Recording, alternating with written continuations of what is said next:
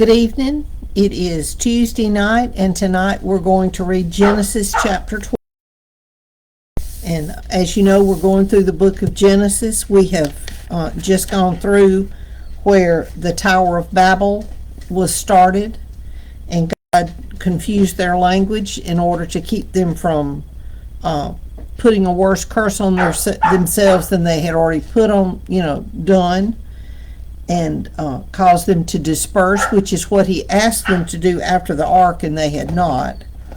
So by confusing their language, he caused them to disperse farther out and not congregate all in one area, because he wanted the whole earth populated, not just some areas. So tonight we're going to read Genesis chapter 12, and it starts out with the call of Abram. Now the Lord said to Abram, "Go from your country and your kindred and your father's house to the land that I will show you, and I will make of you a great nation, and I will bless you and make your name great, so that you will be a blessing.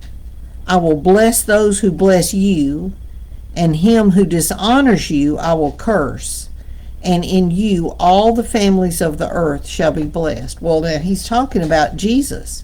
Other things too. The Jewish people have done all kind of things to bless the people of the earth, but the biggest blessing has been that Jesus came down through that line.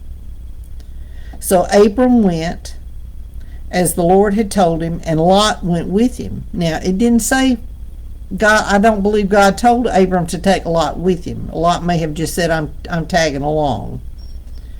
Abram was 75 years old when he departed from Haran.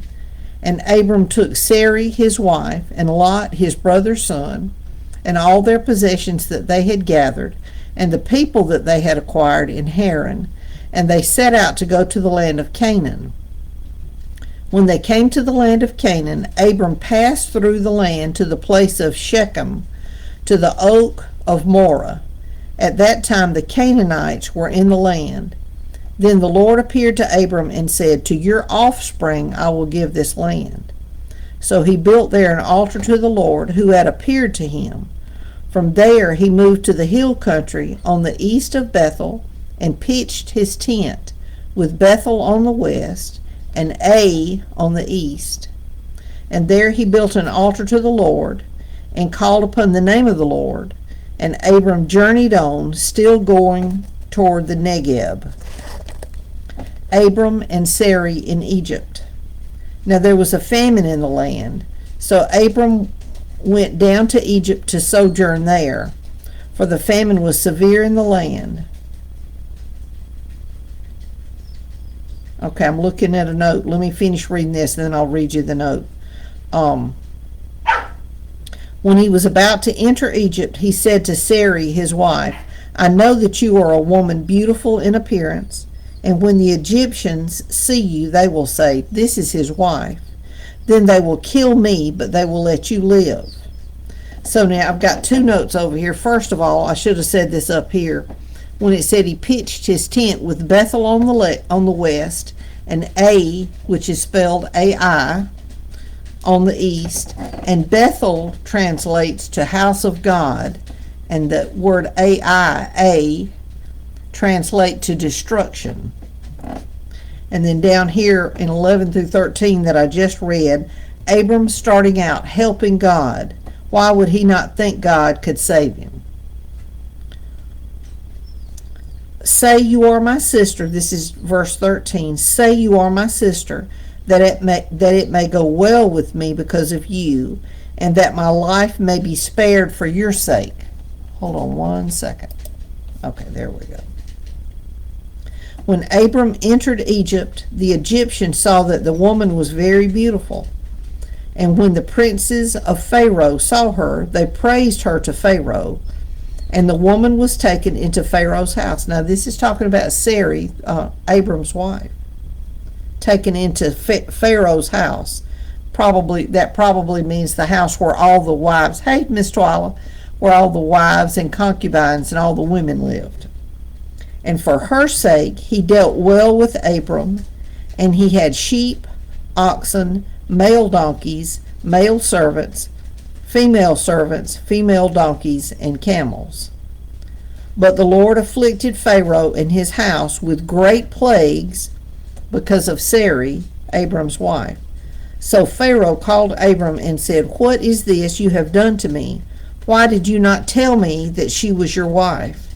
Why did you say she is my sister, so that I took her for my wife?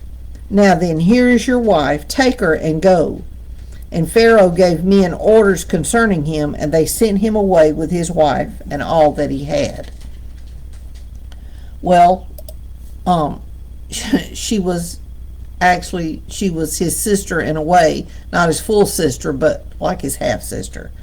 But there again, Abram and Sarai make a history of trying to help God. They don't think he can handle what he's told him he's going to do, and so they have to help him. And I don't know about you, but I tend to want to help God too. He says, this is what we're going to do, and I jump in and want to do this and say that and everything. I have learned to be quiet and wait on God, because sometimes something will start happening that I have been wanting to happen, and I get excited and I want to talk about it a lot and give my, be happy and excited and encouraging. And God will have to say, no, you have to be quiet right now. You have to be quiet and let things move like they're supposed to. So let's make a habit of not trying to help God, but let God help us and let him do what he wants to do through us and in us. So anyway, that's the end of chapter 12. I hope y'all have had a good day today. I have. We had a good Bible study. We're getting back into the swing of things, and had a good Bible study last night and did again tonight. But I always enjoy getting together with my friends from church, and we talk about the Bible, and we talk about other things too, prayer requests sometimes, and sometimes we call it running rabbit trails, but usually it pertains in some kind of way to what we're talking about. But it's enjoyable, and that's a way to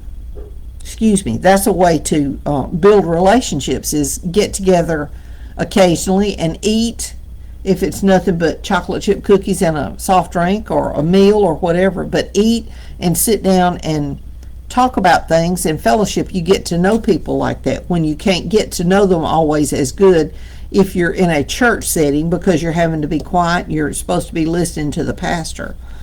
But these times of fellowship, those are just as important as the times when you go to church to worship God and learn about him.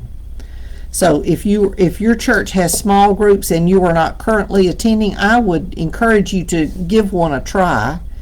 And if your church is not doing small groups, approach your leadership about doing that. But there's nothing wrong with going to another church's small groups. I mean, they're not doing that to try to get you to be a member. That's just serving a purpose. But anyway, I hope y'all have a great night. I hope you have a great day tomorrow. I'm going to see about, possibly having lunch with a friend. I'm fixing to message her as soon as I get off of here.